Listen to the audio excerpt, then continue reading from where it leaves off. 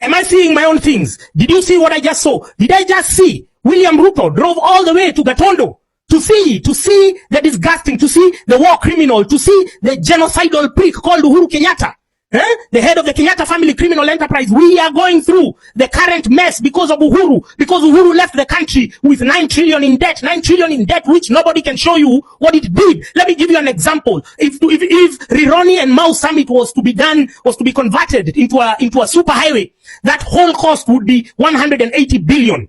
If Mombasa Road was to be turned into a super highway, that whole cost would be 300 billion. I'm telling you figures that you can Google yourselves right now. So with 480 billion, we could have at least seen 2 super highways during Uhuru Kenyatta's tenure. What do we have? We have concessional projects. We have the expressway, which we have to pay through tolls. We have the SGR, which we have to pay through tolls. So none of the 9 trillion that Uhuru left us paying, that Uhuru left us suffering, we are being overtaxed because of Uhuru. None of that money came from the 9 trillion that is in debt. And do you know where the majority of these loans are coming from? They are coming from commercial banks. It is domestic borrowing. What does domestic borrowing do? It discards, it forbids you and me from accessing cheap loans from the banks because they are charging us between 18% and 13%, our predatory and cannibalistic banks. So what business would Ruto have to go see to see Uhuru? It is desperation, because these two people are joined together through the blood they shed, through the people they killed in the 2007-2008 post-election violence. I've seen a message there from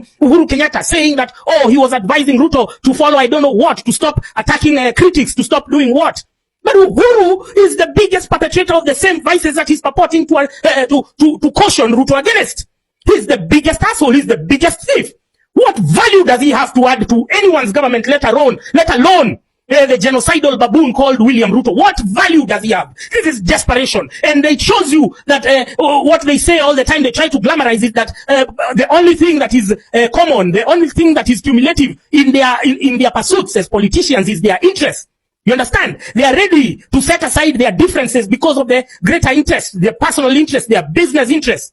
So it's never about us. We are on our own. We have always been our own. So when you're there championing, shouting about this politician, that politician, know that when shit hits a fan, you understand? When all is said and done, when they sit down, they will talk about their own interests. They worry about their children, their grandchildren, their bank accounts. They want to secure their Cayman accounts, their Virgin Islands accounts. You understand? That's all they care. Their Jersey and Guernsey accounts where they've been hiding our money. Uhuru Kenyatta is the biggest thug. What value would he have to Ruto? It's because they are united. Both of them are birds of the same feather. When it comes to killing people, they would gladly do it as long as they secure their personal and business interests. You understand? This is an example I'm showing you. You are seeing, first of all, it was Raila. Raila set aside. He was using people, his own protesters. They did maandamano. They died. People even from 2017 called Baby Bendo died, and then he still did a handshake with Uhuru, the person whom he had insulted all throughout 2013 to 2017. So politicians don't give a shit about you. Politicians don't care about you. We are on our own. So the next time you're told to go for maandamano, you go. Don't wait for a politician to tell you. Don't wait for anyone to tell you. It's our fight. It's our battle. This is our survival. If we don't rise to the occasion, these people are going to finish us.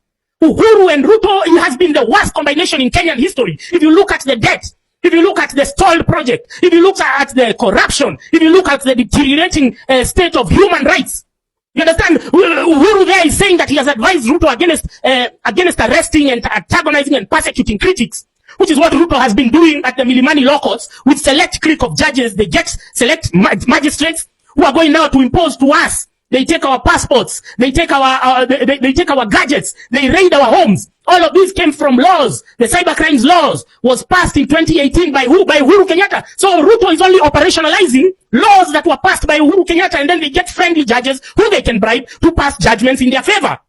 And then you have another idiot there, another thug, a corrupt Supreme Court judge called Isaac Lenaola. He's coming to gaslight us. He's coming to gaslight us that we do hashtags. Kenyans on social media. Since when are you to be controlled? Are you to be tooled by outsiders? We have our own ecosystem that is free of meddling and interference from these characters. The Supreme Court judges have been the stumbling block in our attainment of universal goals of human rights, equality, justice. The Supreme Court has been the biggest hindrance, the biggest roadblock. How then can a Supreme Court judge come to tell us to push hashtags? Oh, the constitution of IEBC, let me give you a better opinion. Let me give you a better idea.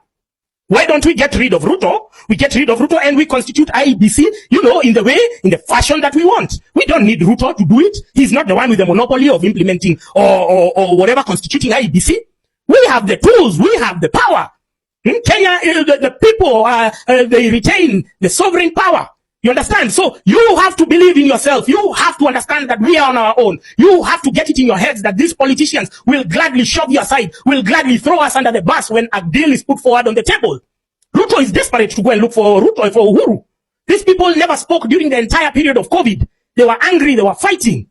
But now they can be able to set aside those differences that started in 2019. They can be able to set them aside so that they can shaft us, so that their business interests can prosper. You understand? And the hints were there. You just were blind enough not to see them.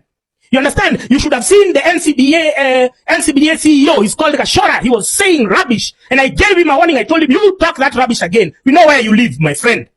He was there saying the economy is booming. It is booming because NCBA is one of the banks that has lent money to government. The money that we are paying, framed as domestic debt, which was not used for anything, we are paying extortionate interest rates because of a couple of banks. One of them is NCBA. One of them is Equity. One of them is KCB. Kenyans, the first phase of your revolution should have been to boycott these banks, to remove your money from these banks.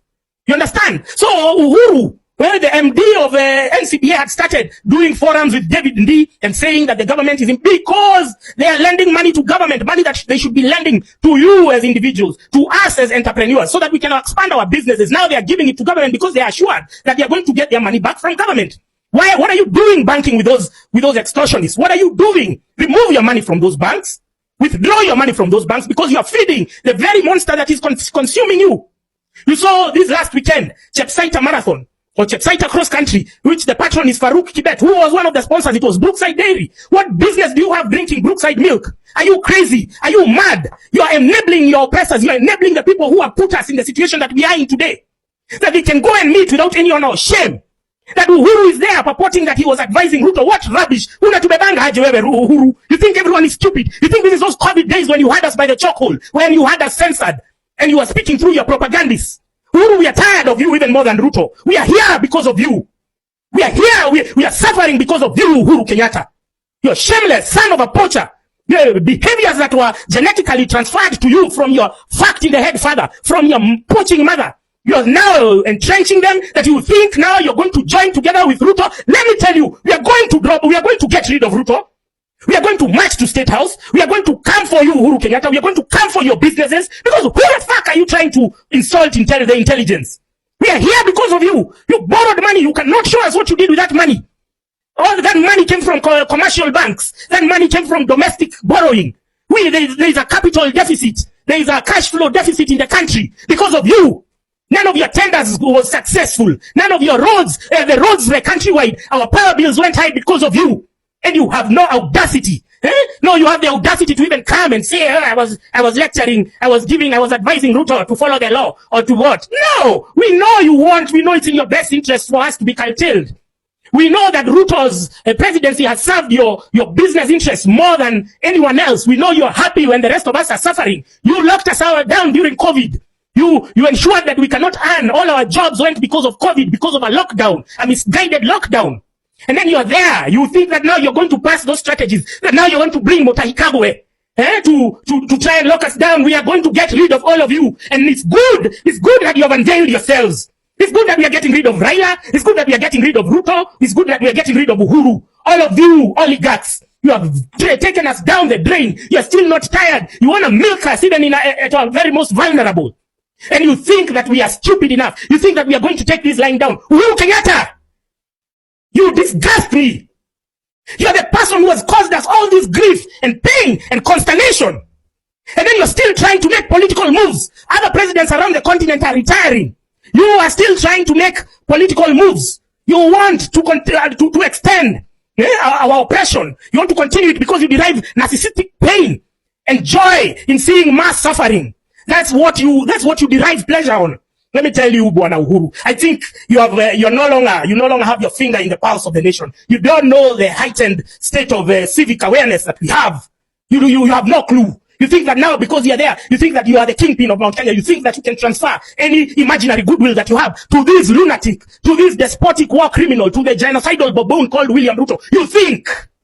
You got it wrong, Mr. Uhuru Kenyatta. Na umetubeba ujinga for far too long. Uhuru Kenyatta, wewe. You and the Kenyatta family criminal enterprise. You left us with 9 trillion in debt. Not a single project to your name. You understand? Everything, the interest rates went skyrocketing, the electricity bills, everything, our businesses went down. Jobs, you brought Alcoblo, which is being enforced by William Ruto today, by the extortionists that the Ministry of Interior was started by you. You made Nairobi CBD die down. Jobs have disappeared. The health sector crumbled because of you. And you think you're going to insult our intelligence? Bro, you got me fucked up. Angry Francis Gaido has come out to lecture President William Ruto and Uhuru Kenyatta for their latest alliance.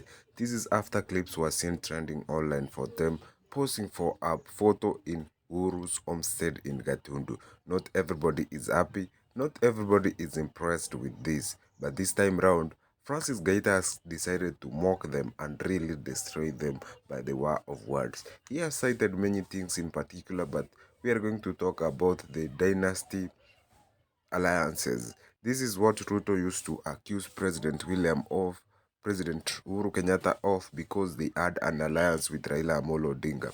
But of the moment, you see, the same things which Uhuru Kenyatta did is the same script which Ruto is using.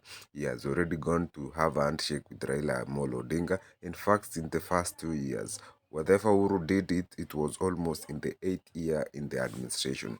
And we have seen that happen. We have seen him go to look for Uhuru Kenyatta, who once they had very bad blood in the last days of their union as president and deputy president. And not every Kenyan is happy. Many suggesting that there is a plan to have people like Muhoho Kenyatta come and get CS position in the Kenya Kwanza administration. What do you think about that?